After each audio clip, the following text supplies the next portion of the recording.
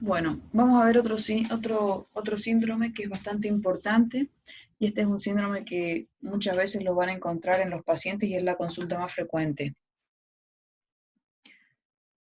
lo que es el síndrome metabólico. Bien, el síndrome metabólico consiste en un conjunto de alteraciones metabólicas que confieren un mayor riesgo de enfermedad cardiovascular y diabetes mellitus. Eso es lo más importante, de que nosotros detectemos el síndrome metabólico a tiempo.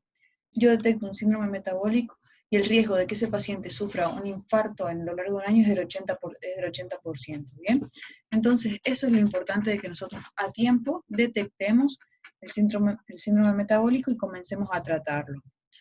Las principales características del síndrome metabólico incluyen la obesidad central, la hipertrigliceridemia, las concentraciones bajas de colesterol de lipoproteínas de alta densidad, o sea, el HDL, hiperglucemia e hipertensión. El paciente con síndrome metabólico todavía no es un paciente diabético, pero es un paciente que ya está cursando una resistencia a la insulina. Entonces, bien, entonces, ¿cómo definimos síndrome metabólico? Cuando tenemos 3 o más de los siguientes criterios. Obesidad central, esto es un perímetro abdominal mayor a 102 en los hombres o mayor a 88 en las mujeres, centímetros. Cuando tenemos hipertrigliceridemia, o sea, triglicéridos mayor a 150 miligramos por decilitro, o uso de fármacos específicos como las estatinas. Cuando tenemos un colesterol bajo, un HDL menor a 40 miligramos cada 100 mililitros en varones, o menor a 50 miligramos cada 100 mililitros en mujeres, o también un uso de fármacos específicos. Si el paciente es hipertenso, una tensión arterial mayor a 130 o mayor a 85, la diastólica, y la glucemia plasmática en ayunas mayor a 100, ¿bien? O diabetes tipo 2 diagnosticada. Esto es lo que nos va a definir un síndrome metabólico, que el paciente tenga 3 o más. Puede tener obesidad central, más hipertrigliceridemia, más el colesterol HDL bajo. Podemos tener una hipertensión o una glucosa más una obesidad, ¿sí? Y además, siempre vamos a considerar el tema del perímetro abdominal, porque es donde se encuentra, donde se localiza básicamente la grasa. Los factores de riesgo para un síndrome metabólico es el sobrepeso, la obesidad, el estilo de vida sedentario, el envejecimiento, la diabetes, las enfermedades cardiovasculares y la lipodistrofia.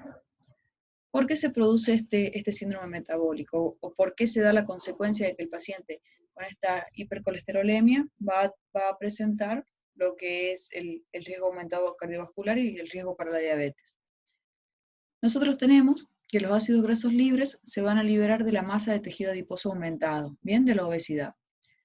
Una vez que llegan al hígado, estos ácidos grasos incrementan la síntesis de glucosa y de triglicéridos. Por lo tanto, ya estamos hablando de una hiperglucemia y una hipercolesterolemia o hipertrigliceridemia. También se produce un aumento en la secreción de las lipoproteínas de baja densidad.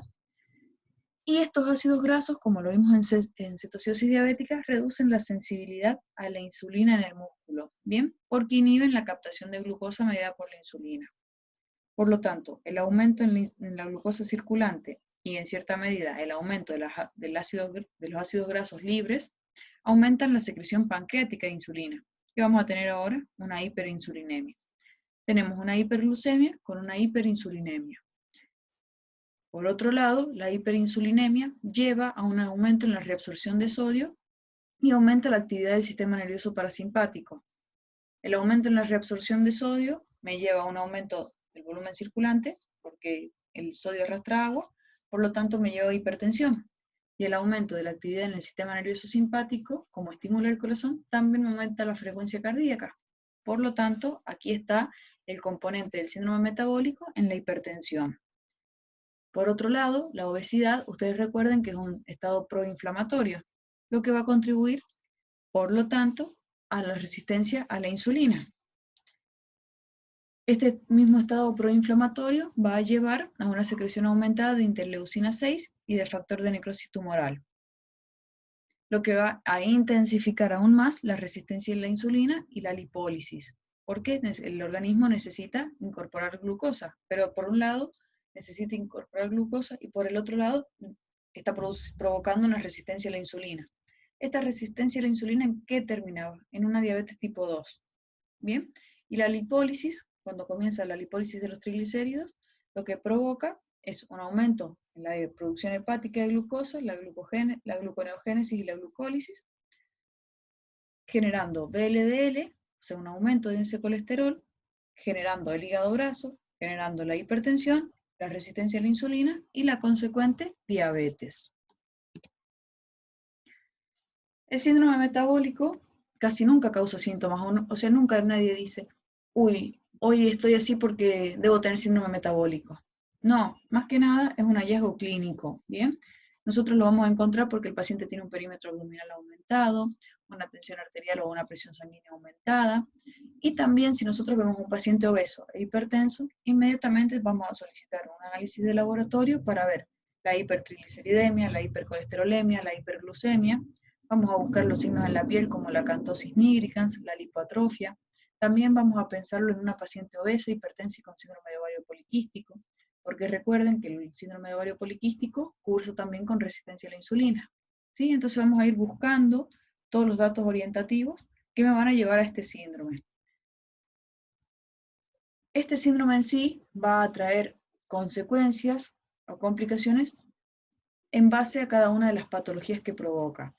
Por ejemplo, si nosotros tenemos que este síndrome es un síndrome que cursa con resistencia a la insulina, se va a acompañar de alteraciones metabólicas como aumento en las apolipoproteínas, en el ácido úrico, en los factores protrombóticos, va a aumentar la viscosidad de la sangre, vamos a tener homocisteína, un aumento en los recuentos de los leucocitos, las citocinas proinflamatorias, un aumento en la proteína C reactiva. Puede cursar además con daño renal, que se va a presentar con microalbuminuria, las hepatopatías, las esteatohepatitis, el síndrome de ovario poliquístico, como les dije, y una apnea obstructiva del sueño. Esta apnea obstructiva del sueño propia de la misma obesidad. El principal tratamiento para el trastorno, para el síndrome metabólico, es la disminución de peso, ¿sí? Cuando el paciente disminuye de peso, nosotros ya tenemos que su perímetro abdominal disminuyó, que su hiperglucemia disminuyó, que su hipercolesterolemia disminuyó. Por lo tanto, vamos a comenzar la dieta, o sea, vamos a comenzar el tratamiento con medidas no farmacológicas, como es la dieta y el ejercicio. Empezamos con una reducción de la ingesta calórica, un aumento en la actividad física y modificaciones del estilo de vida. Si el paciente fuma, que deje de fumar. Si no toma agua, que comience a tomar más agua. Fundamental al paciente es reemplazarle todas las bebidas gaseosas o azucaradas por agua. Nosotros necesitamos por lo menos una pérdida del 10% de peso, como les dije en la clase de diabetes. No le voy a pedir que en un mes baje 10 kilos, pero sí que empiece a bajar por lo menos 3 kilos al mes. Cuando el paciente no responde, cuando tenemos un paciente obeso que no responde al tratamiento, que no se adhiere, que le cuesta los cambios conductuales, podemos utilizar los fármacos para la pérdida de peso. Por un lado, los supresores del apetito y por otro lado, los inhibidores de la absorción. Los supresores del apetito solamente se usan en un plazo corto, de 3 meses como máximo, y va a incluir lo que es la fentermina, topiramato y lorcaseína. Por otro lado, vamos a tener los fármacos inhibidores de la absorción. Y con estos hay que tener mucho cuidado, porque los fármacos inhibidores de la absorción pueden terminar llevando a un síndrome de mala absorción si se los usa de forma inadecuada. El más utilizado es el Orlistat, que inhibe la absorción de grasa y reduce la incidencia de diabetes tipo 2. Y en el caso de que el paciente tenga un índice de masa corporal mayor a 40 o mayor a 35 con una morbilidad concomitante, podemos considerar el uso de la cirugía metabólica o la cirugía bariátrica. Un paciente que tiene un índice de masa corporal de 26, no le vamos a hacer una cirugía bariátrica, ¿bien? No le vamos a hacer un bypass gástrico, no se justifica. Pero un paciente obeso mórbido, con un IMC mayor a 40, mayor a 35, sí. A los pacientes con síndrome metabólico y diabetes se les debe prescribir una estatina, y aquí es muy importante esto y también lo pueden leer en los TRAPS de farmacoclínica. ¿Cuándo yo voy a utilizar las estatinas? Cuando el paciente tiene un riesgo cardiovascular alto o moderado, cuando tiene factores de riesgo como el tabaquismo, el sedentarismo, y además cuando tiene triglicéridos mayor a 500. Bien, ahí podemos empezar con una rosuvastatina, 10 miligramos por día en el almuerzo, y ya es todos los días. además del ejercicio, de la dieta y bueno, lo que es el cambio conductual. Vamos a tratar, por otro lado, además de la obesidad, las patologías concomitantes, si hay enfermedad cardiovascular, vamos a tratar la hipertensión, si hay antecedentes de infarto, si hay antecedentes de angina de pecho, lo vamos a tratar. Vamos a tratar también si el paciente es diabético o no, si hay resistencia a la insulina, y la hipercolesterolemia. Síndrome metabólico, chicos, lo tenemos que pensar siempre en los pacientes obesos, en los pacientes con una hipertrigliceridemia, porque que nosotros diagnostiquemos el síndrome metabólico y que lo comencemos a tratar de forma temprana, le da años de vida al paciente. Sí, es un paciente que si lo tratamos y cumple el tratamiento, no va a tener un infarto, disminuye su riesgo de infarto, disminuye su riesgo de ACV, disminuye el riesgo de desarrollar diabetes. Por eso es fundamental que nosotros hagamos un diagnóstico temprano y un tratamiento oportuno.